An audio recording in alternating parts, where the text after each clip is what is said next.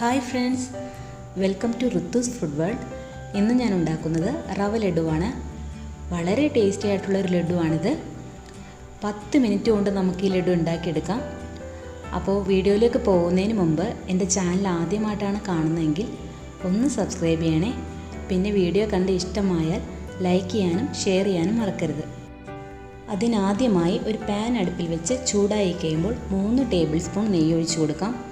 നെയ്യ് തന്നെ ഉപയോഗിക്കണം, അതായിരിക്കും കൂടുതൽ ടേസ്റ്റ്. നെയ്യൊന്ന് ചൂടായി കഴിയുമ്പോൾ 1 കപ്പ് റവ അതിലേക്ക് ചേർത്ത് കൊടുക്കാം. റവ വറുത്തതായാലും വറുക്കാത്തതായാലും കുഴപ്പമില്ല. എന്നിട്ട് നന്നായിട്ട് മിക്സ് ചെയ്ത് കൊടുക്കാം.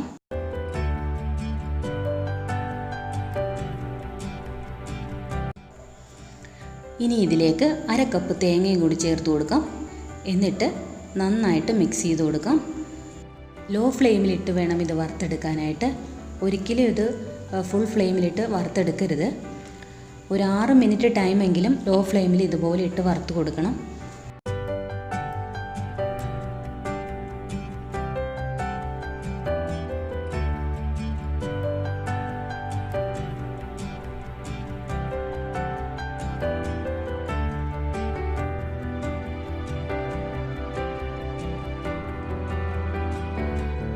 ഇപ്പോൾ ഏകദേശം 6 മിനിറ്റ് ആയിട്ടുണ്ട്. ഈ മിക്സ് ഗോൾഡൻ കളറായി വന്നിട്ടുണ്ട്. ഇനി ഇതിലേക്ക് 1/4 കപ്പ് പഞ്ചസാരയും 1 ടീസ്പൂൺ ഏലക്കപ്പൊടിയും ചേർത്ത് കൊടുക്കാം. എന്നിട്ട് എല്ലാം കൂടി ഒന്ന് മിക്സ് ചെയ്ത് കൊടുക്കാം.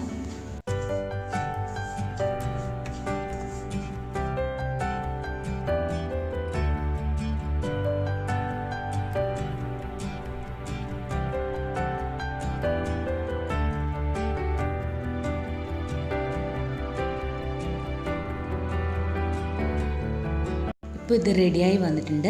ഈ ടൈമിൽ 1/2 കപ്പ് പാൽ ഒഴിച്ചു കൊടുക്കാം. എന്നിട്ട് നന്നായി ഇളക്കി യോജിപ്പിക്കാം.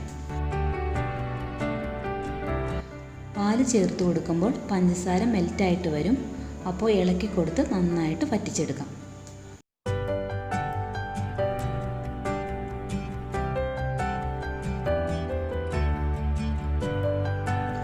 ഒഴിച്ചു കൊടുത്ത പാലിൽ കിടന്നാണ് റവ വേകേണ്ടത്. അപ്പോൾ ലോ ഫ്ലെയിമിലിട്ടിട്ട് നന്നായിട്ട് മിക്സ് ചെയ്ത് കൊടുത്തുകൊണ്ടിരിക്കണം.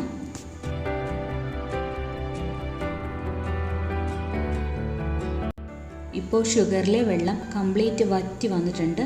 ഈ ഒരു ടൈം ആകുമ്പോൾ അണ്ടിപ്പരിപ്പും മുന്തിരിങ്ങയും നെയ്യിൽ വറുത്തത് ചേർത്ത് കൊടുക്കാം. എന്നിട്ട് നന്നായിട്ട് മിക്സ് ചെയ്ത് കൊടുക്കാം.